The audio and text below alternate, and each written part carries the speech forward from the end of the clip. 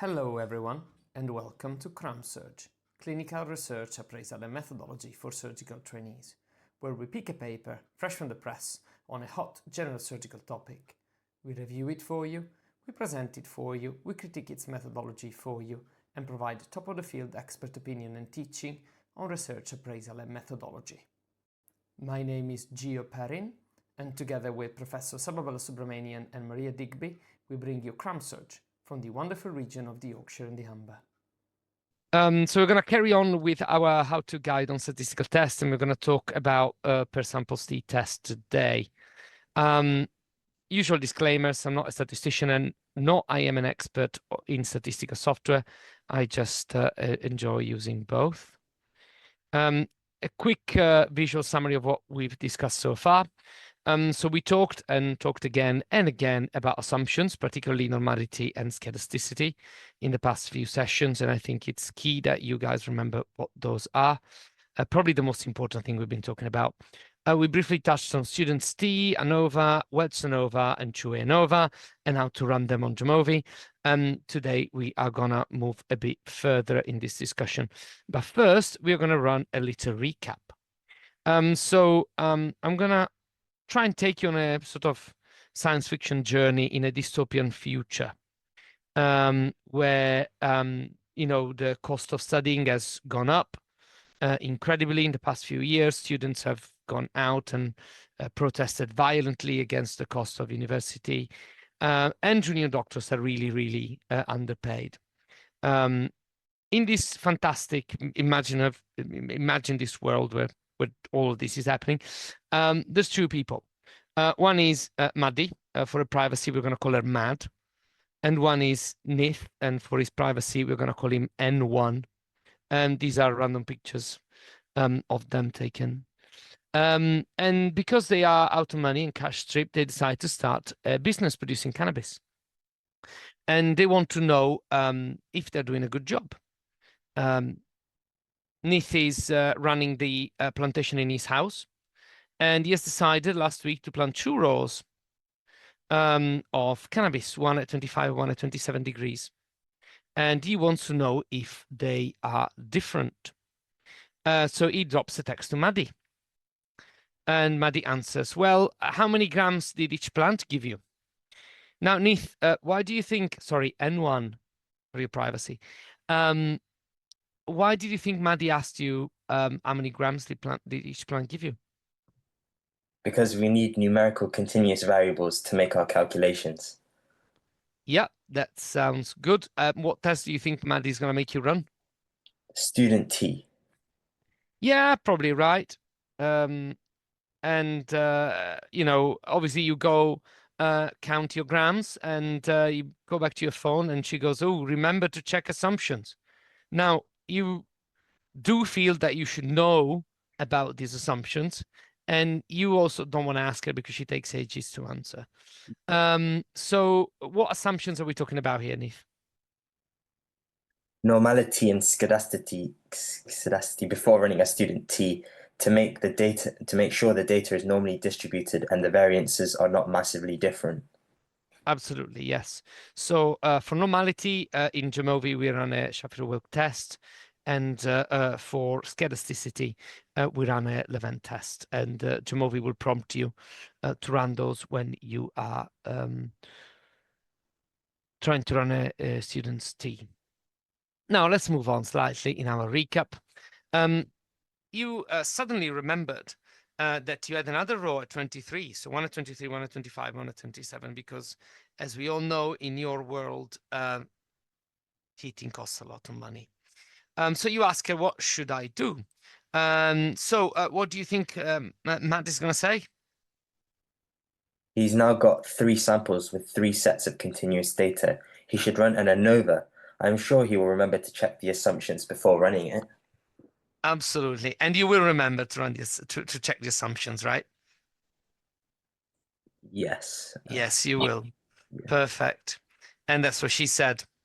Welch, if the variances are different, remember to check. Right. Now, suddenly, you are walking around your apartment, and mostly because of the smell, you realize that you have Googled the best fertilizers for cannabis plants, and you decided to buy the top 3 to give it a go. So you've got a bag of bat guano, some containers so that advanced nutrients grow, and some manure. And you used 1 each for the 3 rows that you have planted at different temperatures. And now you want to know if these two, these 3 different fertilizers and these 3 different temperatures do have an effect on your cannabis grow. What do you think you should run? I could run a 2-way ANOVA. Yeah, so you've got 3 samples, 3 sets of continuous data, and 2 variables you want to look at. So you could run a 2-way ANOVA as we discussed. Again, provided that all your assumptions are met. Now, let's move on slightly. You woke up in the morning and you had a look at your plantation and you realized that your plants were rather floppy, as you can see on the screen. Because you are a bit OCD with your cannabis plants, every morning you count the leaves and you realize they've lost some, and you gave them some fizzy water. You're a bit worried that you made things worse. So what type of situation do you think this is? Well, there is only one population, one intervention has been performed on it, and the data can be collected again. Sounds like paired samples? Yeah, absolutely. And this is a scenario where you could potentially run a paired t-test, which is what we're going to talk about today, very briefly. Right, so if you look at the overall arching plan, we're still in continuous data. We're still looking at normally distributed data, and today we're going to talk particularly about paired samples. So we're going to have a look at the demonstration with Jamovi. Just a brief history of the pair sample t-test. It's a bit of a repeat, as it comes from Steele William Gossett, also known as Student. As you remember, he used to work at Guinness, and he used to publish a lot of stuff in Biometrica.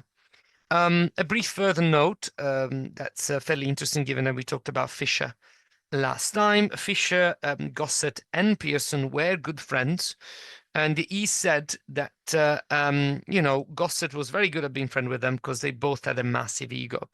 At some point, Gossett had an admirer that followed him around in the streets and was complimenting him. And his answer was, well, Fisher would have discovered it all anyway. So quite a peculiar character, a bit more of a private man compared to his fellows. Now, let's get a bit more into the topic. What do we mean by paired data? Paired data is basically happens when each data point that you've got in one group has a corresponding and meaningfully connected data point in another group. And this all sounds fairly abstract, but the most common example that gets brought in is you have a bunch of patients that have high blood pressure, you measure the blood pressure, you do some treatment, and then you measure the blood pressure again. And you've got paired data. You've got pre-treatment and post-treatment blood pressure. And the concept is relatively straightforward. And similarly to what you do with a T student, you do have some assumptions that need to be respected. Assumption 1 is, and always will be, normality. That needs to be checked all the time. So just remember that. Other assumptions that are relevant are, obviously, the samples have to be paired. Otherwise, you won't run this particular type of test. And the samples should be big enough. Is homoscedasticity here relevant? Well, not really, because the samples are, as we said, paired with each other. So variances are not necessarily tested and don't need to be tested. So to give you a practical example from my own data set, as we've been doing so far, I'm going to give you an example. As you remember, and you must know by now because I've talked about this 5 times, as part of my dissertation, I collected data about papers that were advertised on Twitter by publishing journal. For the purposes of running a per sample T, I decide to compare the number of retweets from the same papers, first when they've been tweeted using simple text, and then when they've been tweeted using simple text and a picture. So there has been an additional intervention, which is using the picture, and let's see if that gave it a boost. So let's have a go. Let's have a quick look at this demonstration. So Jamovi helps you a lot. T-test is there. Per samples T-test. hard to make it easier than that, isn't it? And because I've kind of ordered this data set in a clever way, I've got retweet. I've got retweets after picture. There you go. As long as you know where to find your data and as long as you know what you're testing, it will be relatively straightforward. Your assumptions check are here. Obviously, because we are running paired samples, scarcity variance test is not there, but you can run a normality test, which again suggests that the data is not normally distributed, and therefore you should not be using this test really. You can also change your hypothesis. So we're testing for equal. You can test for measure 1 bigger than measure 2, measure 1 smaller than measure 2. In all honesty, you can identify what the direction of the effect is by simply looking at the data. But the math behind the test is slightly different depending on which one you choose.